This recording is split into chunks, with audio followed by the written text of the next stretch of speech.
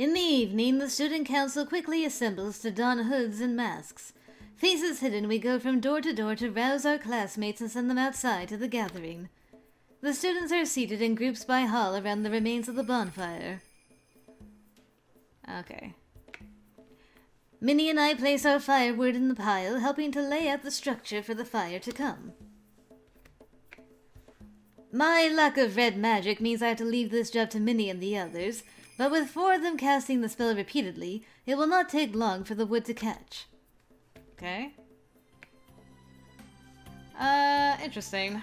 I thought we would have a little bit about, you know, burning Luke's thing, but I guess no. Okay, so there's an exam on Friday. Can you tell the rest of the boys? Sure. Go on, I'll see you later. Okay, bye! Alright, so I gotta tell all the boys the bad news. I guess we can at least do that much. Sure. What's the next exam? Is that the Nains Rouges one? Might be. It might be.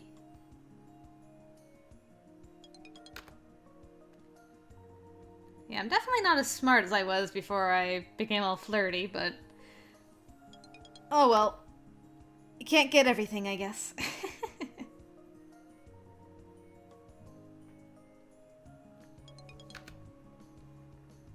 I at least have money now, where I did not before. Is this it? Ugh, why couldn't you have gotten 2? I could have been done. I could have got my last green spell. I report on schedule to my exam. Alright. Oh, the frog one. I find myself staring at the bulbous eyes of an unfamiliar creature which is standing back out of reach. There are no stairs out of this dungeon. The Riparian's goal is to find and claim the silver chalice hidden somewhere in the labyrinth. Your goal is to get there first. Seize the chalice and you pass the test. As the words fade away, I hear a series of echoing croaks, but I can't make any sense out of them. I might not be able to communicate with this, but in the first game, if you were flirty, you could, it was a regular student, of course, at the time, but you could offer to kiss the guy, and, I think he let you win at that point, but anyway. I don't know if that's gonna work in this one. Let's see. Frog. Yes, Frigg. Frigg exam. Return. Alright, what have I got? Track sense not gonna help me because the Riparian is in front of me. I have blind, I have slow, I could slow it. I could entangle it. Can I cast slow on it from here? No, it's too far away, of course it is. Alright. Well, we're gonna follow this guy for a while. Maybe we'll get close enough to actually cast a spell on him.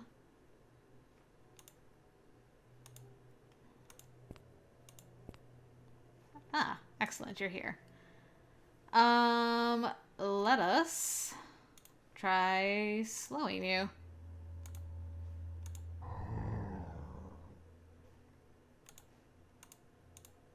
Are you angry at me?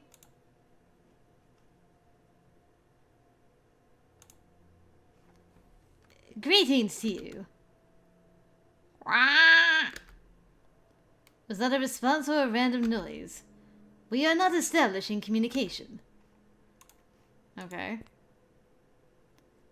It's definitely slower. I don't know why I'd want to take his wand.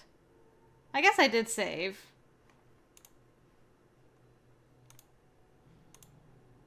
I'm not close enough. Okay. How about now? Won't let go, huh? What else do I have? Stagger only works for a second. That's only one action. That is an expensive spell. I could entangle it, but...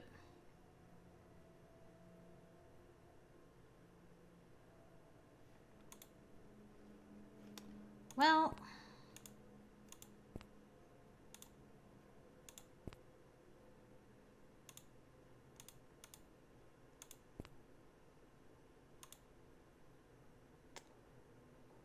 Gosh, I just don't know where to go now. This is really a maze. Okay. I think our frog friend is stuck.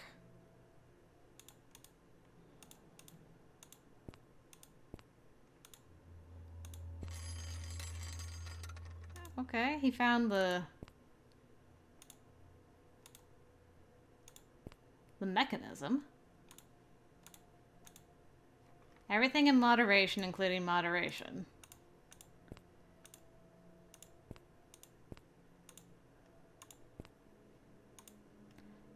Now, I did cast a spell. Oh, thank you, frog! So I should pass, because I did actually cast a spell.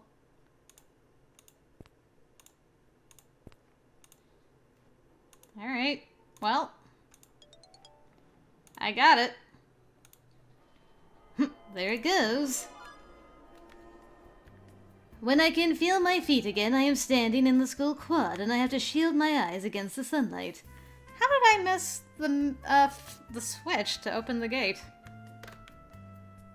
Congratulations, Franco! For succeeding in your quest, you receive 5 merits. I hope you enjoyed putting your skills into practice. Now, if you'll excuse me, I have another student to look after. Looks like I'm finished for the day. I mean, I didn't really accomplish much of anything. I slowed it down, and that was about it. Alright, what to do today? How's our stress? 13? Yeah, let's go to the mall. I actually have some money, but I'm not going to spend it. No. Okay, that doesn't seem to be any different than it normally is. Exam success. I won the race. Yeah. I'm kind of disappointed we didn't get more about burning Luke's bad luck away. Oh well. So hopefully I should succeed at this, and then I can actually start taking other classes and start doing some combos. Don't have a lot of time left for that, but... You have got to be kidding me! Oh, why am I so unlucky? Luke, you passed your bad luck to me! Fine, I'm studying. I'm sure I finished. I'm not impressed. I can't believe. What kind of nonsense? What kind of absolute utter nonsense was that?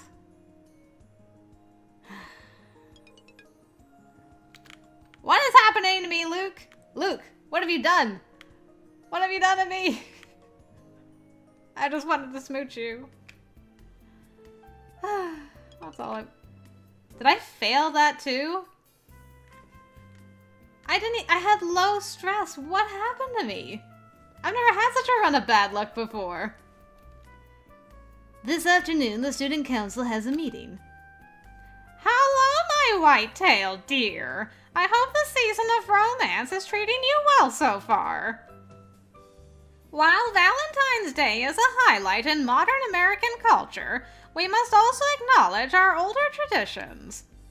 We will be holding a pancake supper for the maple ceremony next Tuesday night.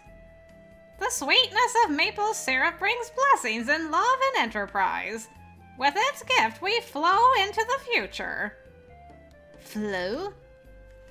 And while Valentine's represented our individual desires and wishes, the maple ceremony is a social gathering. Participation is mandatory. Every boy must feed a girl, every girl must feed a boy. We all smile, we all share, we all eat together. Of course, this is a mixer, not a contract. It's a friendly gesture, not an offer or an obligation.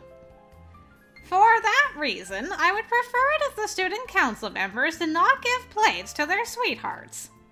Interesting. Reassure your classmates that they don't need to be nervous or worry about getting the right plate. It's only pancakes. To encourage people to mix with their classmates, the students will be split up into 2 groups. The juniors and seniors will be meeting in the cafeteria, and the freshmen and sophomores will be in the gym. Please arrive early to help set up the tables and provide instructions for your fellow students. As the meeting breaks up, I pause to speak with my fellow freshman officers. I don't understand. Is giving someone pancakes supposed to be romantic or not? Yes. And no. That's the idea. It's supposed to be ambiguous, so it's less stressful than asking someone to dance would be. It's nice to give food to people you like, but sharing food is also something friends or family would do. It's not sharing food, it's passing a plate. That's something servants would do. Shush! It does make me wonder about the origins of this tradition.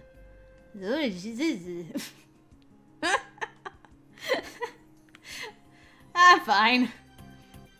Okay. A note from Grabner for tea.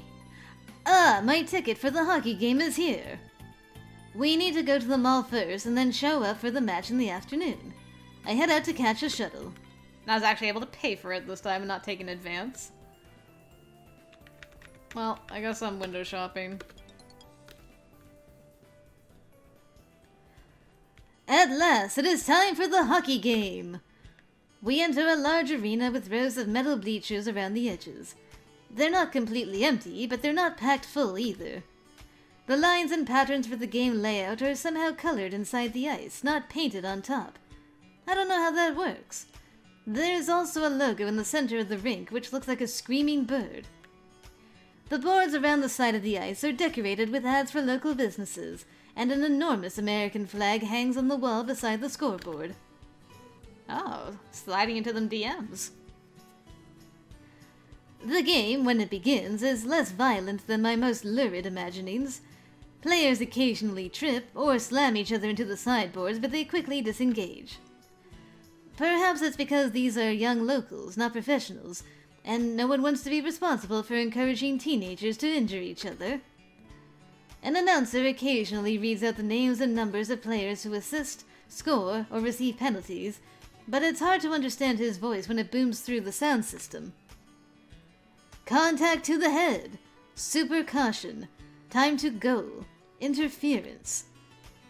Every time a goal is scored, someone plays a little flourish on a snare drum, and the players circle the rink in triumph, touching the gloves of their teammates on the sidelines.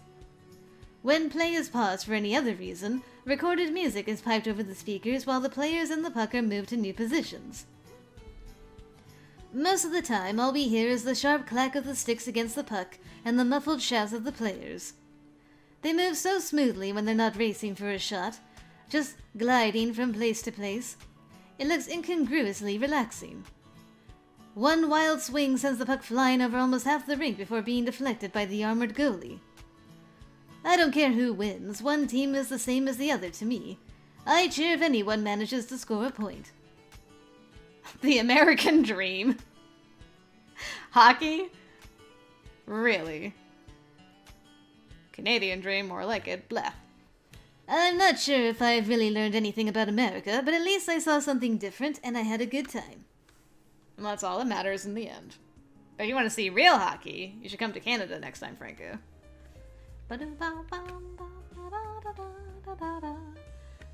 Yeah. Where were you taking me this time? Ooh, can we go gambling? I've heard a lot about Las Vegas. He's so angry about it. Well, I should have expected that. No. No major cities. Too complicated. Okay. I don't know. I don't know at the moment. I wasn't expecting to need a plan. We can return to this subject later. Okay. Did you say anything about my relationships? Okay, I'm not madly in love, apparently. I mean, I only sent a romantic Valentine to Luke, but he has yet to return my affections in any way, so whatever. Okay. Apparently there was a Magic Honor Society. Class was canceled. The other world, preparing pancakes. The student council met to discuss next week's maple ceremony. Hockey match. I finally got to watch a live game of ice hockey. And that was pretty much it. Anything in the codex going on in my life? No. Okay then. Well, I tried.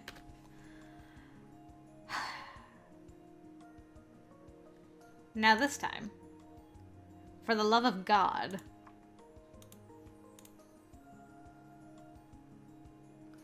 18, 20, 22. Yeah. Please don't do this. Finally. Ugh. Should have been last week, but fine. Life grows and changes all the time. Even as you sit here, your pattern is evolving, adapting, making little changes and fixing up your bumps and scratches.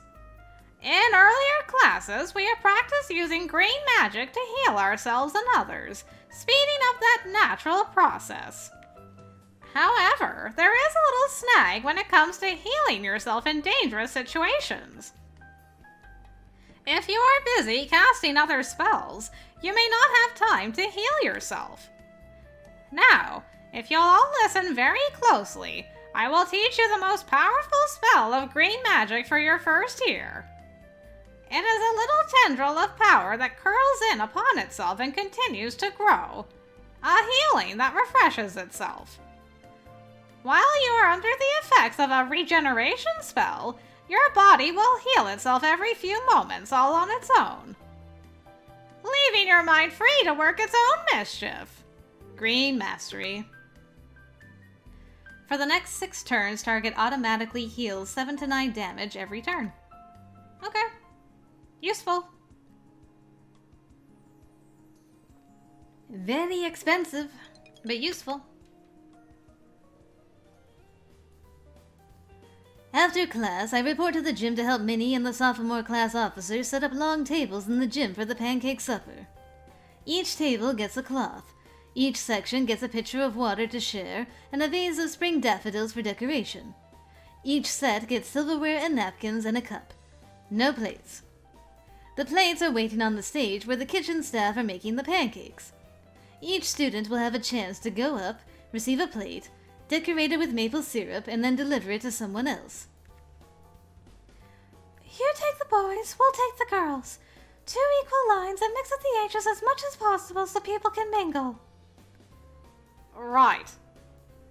Leaving the seats closest to the stage for ourselves, we usher all the students into the room. Once they're seated, the officers go up to the stage to receive our pancakes and begin the distribution of food. I drizzle syrup absently over the top of my pancakes. Who should I deliver these to? Not Minnie, not Ellen. You know what? Virginia, would you like some pancakes? I hand my plate to Virginia. Aw, you couldn't have brought me more than this? Thanks.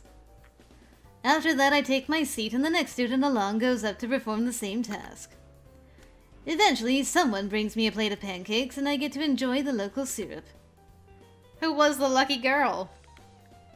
Everyone around me is laughing and talking with more camaraderie than the average cafeteria meal. I suppose this ceremony has its merits. Also, the pancakes are nice. Indeed. I actually had options there. That was pretty cool. Hey, Franco! Luke waves at me. Hey, how did the pancakes turn out? Huh? Who did you give your plate to? Well, I thought maybe Virginia, but then I thought she might hit me. Hit you? With the pancakes, like a pie to the face? Or that she'd think I was trying to do that? So I was nervous.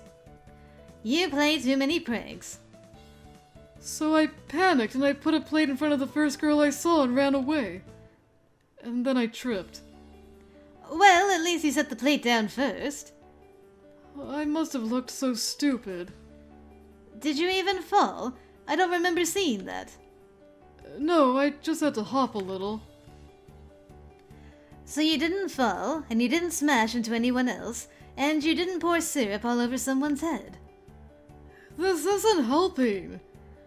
I'm trying to say that nothing bad happened. It could have, but it didn't. You did fine. Really? Yes! Huh. Anyway, I came to invite you to bingo. Logan wasn't going to do it this month because he's busy with some secret project, but I said we should anyway. So anyway, he wants to play with higher stakes and see how that changes things. It's $10 to play. Well, luckily I have the money for that. Hey. I can't believe. Oh, Luke, you sweet bean. I head over to Falcon Hall and wait for other players to arrive. The rules this week. Each player can only buy one card for $10 each. There will be 2 rounds, half the pot on each. Okay, I'm glad I can only do one, because that's all I can afford. We pay into the central jackpot and select our cards. The tension feels higher for some reason. At least some of the players look much grimmer than usual. First round, I didn't win. Second round, I didn't win. That's done then.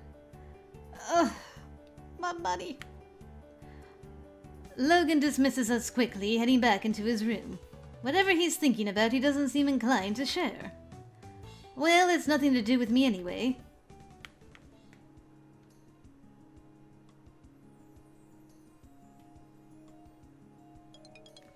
Alright.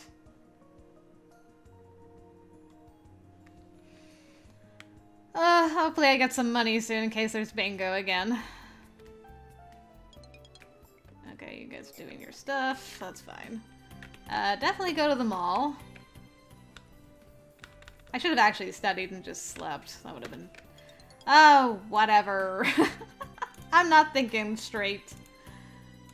Let's see. Maple ceremony. We had a pancake supper to celebrate the maple harvest and encourage social interaction. Bingo numbers. Logan held bingo again today. I paid $10 and didn't win anything. Otherworld creatures, dramatic disappearance. Okay, I think we're good. At least I maxed out green finally. In the morning, someone knocks on my door. Good morning. Can you let all the boys know there's an exam this Friday? Wasn't the last one only a week or 2 ago? Well, with the way the month's laid out, next Friday is the spring play, and then spring break starts right after that. And then after we get back, the month is over, so there's no time for an exam. I suppose. Okay, bye! Alright. So I need to inform everyone about the exam. What else should I do this week? I need to sleep at some point. I guess we'll do a red, a blue, a sleep, a black, a white. I guess. Nice. Slowly but surely inching my way. Illusions. Okay, I slept. I'm like, how did my stress disappear? Oh yeah, I chose to sleep. The magic of sleep, who knew? Exam time. Let's go. Ah, this is the Nays Rouges one. I find myself in a dungeon corridor near a hole that leads down out of sight. Clustered in front of the abyss are a group of small creatures with bodies covered in red fur, save for their angry, wrinkled faces. There are no stairs out of this dungeon. You must accomplish a task in order to succeed. One of the red dwarves has been taken captive. Find and return him safely to his companions. Be warned that magic may prove unreliable. The voice fades away. So I have to help these dwarves. Will they help me? So, funny thing about this one, if I can manage to get detention, it would be good. Because apparently Luke is going to have detention. So, try for detention. But, the only way to actually get detention is to injure these somehow. And I don't know if I can do that, but we're gonna try. Hello. I am peaceful if you are peaceful. What can you tell me about your missing friend? They chitter back at me in an unfamiliar language full of clicks and hissing. I'm not sure if they understood me, but I can't understand them. Can I do anything else with them? No. Can I...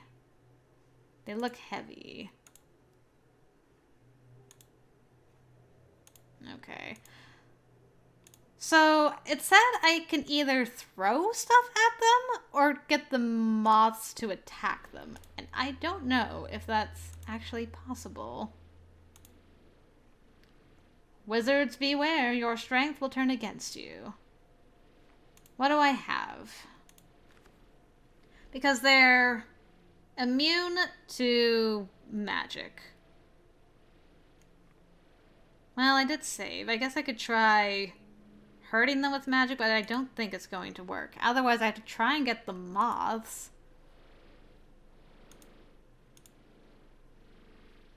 to hurt them.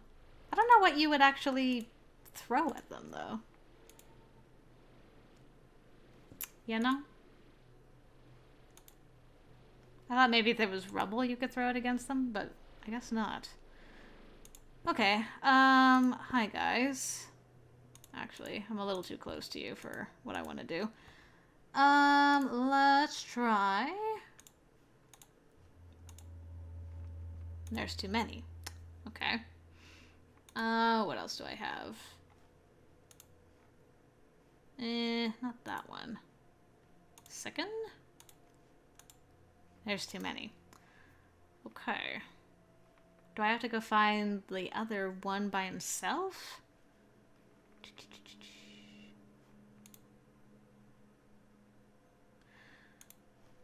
Like I said, I might not be able to actually accomplish this with what I have.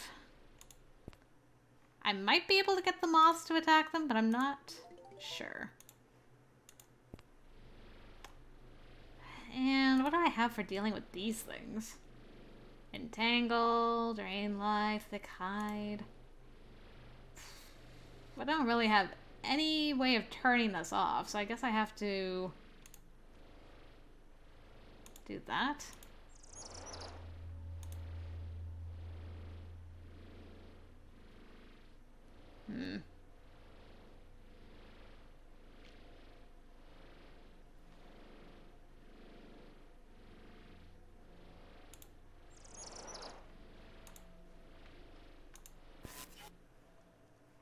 Okay. 11 damage, that's not too bad, I guess.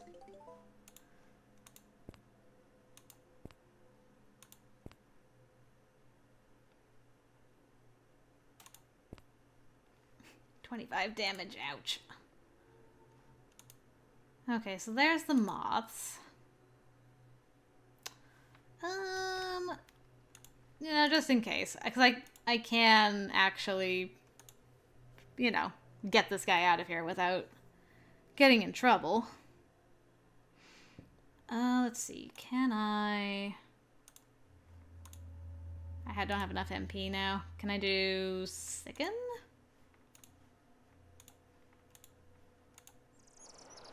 Yeah, resist. I thought so.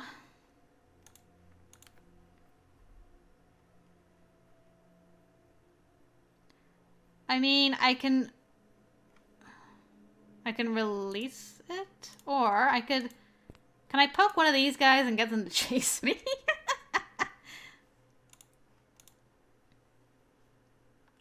Hello? Okay. Do you wanna... Okay, they're moving.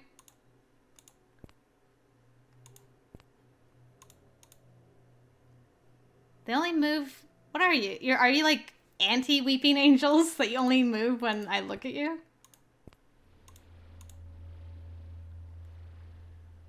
This is gonna be bad.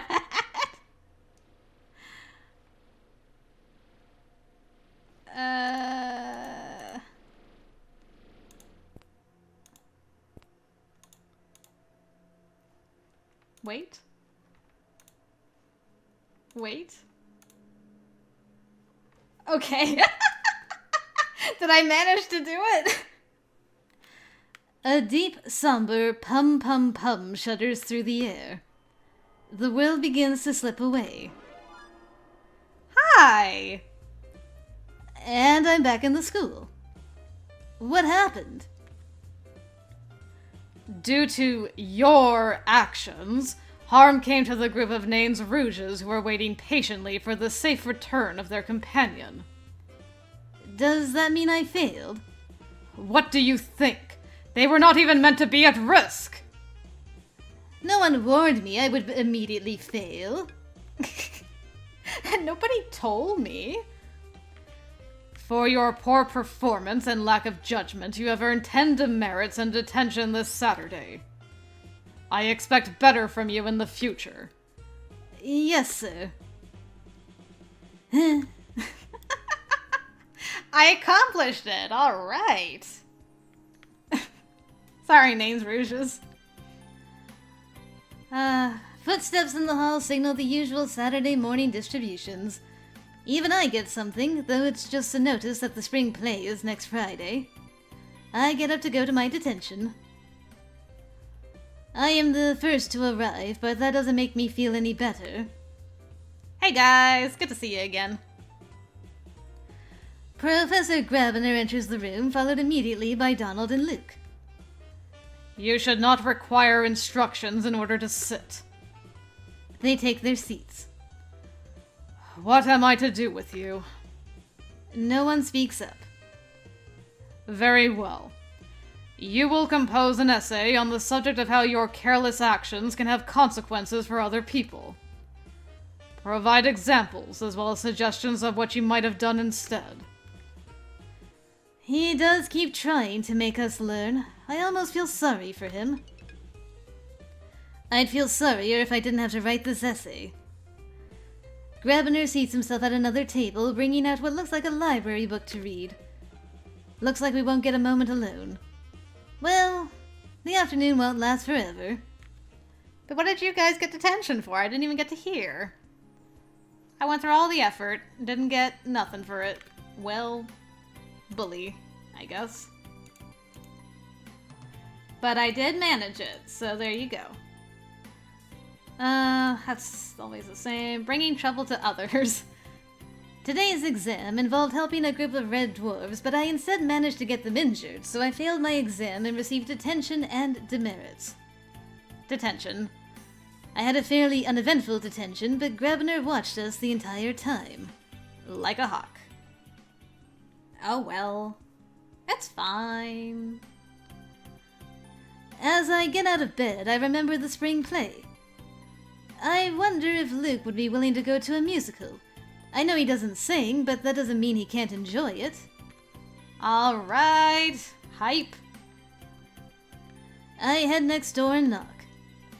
Hey, is Luke there? After a moment's delay, Luke steps out, still trying to tame his hair with one hand. What's up?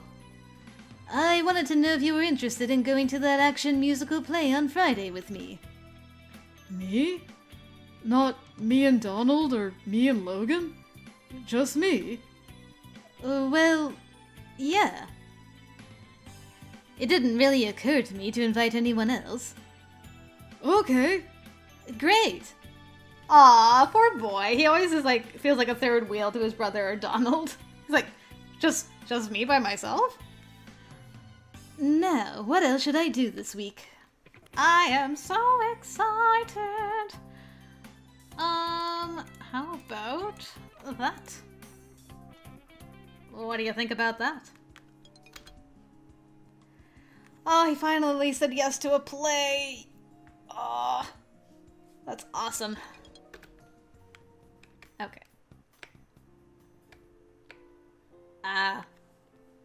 Welp, poor Ellen. I remember William worrying that Damien would do something bad to Ellen, but I thought he was overreacting, and I decided not to get involved. Is this my fault? Oh my, okay. Alright, so... You came with me, I'm so happy. We head back out into the dark school hallways. There's too much of a crowd near the theater itself, so we go a bit further to find a quiet place. Pretty funny, huh? I suppose, but everyone dies. Yeah, but they die in a way that's so ridiculous you can't really be upset about it. Nobody's really afraid of being eaten by plants. Are you sure? Have you seen the kind of plants that lurk in the other world?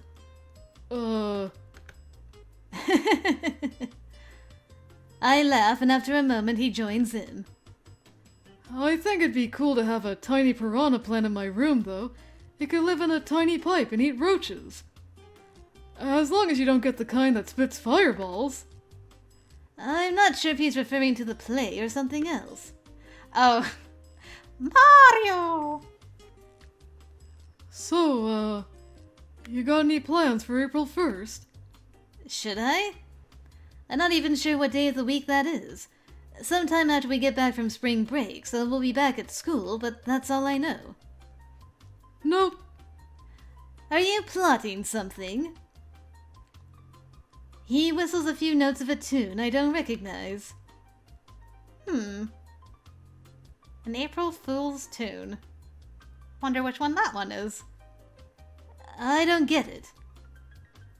I'm completely innocent. Right.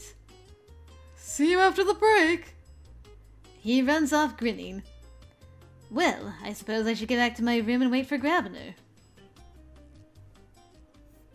Who knows where he took me this time? I guess next time I'll just stay at the school. I've done everything else. The break has ended and everyone is returning to the dorms for the final stretch. 1 month left. I hear a loud clattering sound in the hall. What are you... Oh, sorry, that's actually... I did the wrong voice there. What are you... Nothing. He shoves a large black bag through the door to his room and slams the door. Immediately afterward, I hear a cascade of metallic clanks. Oh, it's just you. Hi, Franco. Have a good break. Yeah, I guess, but what are you up to? Just something for tomorrow. What's tomorrow? What?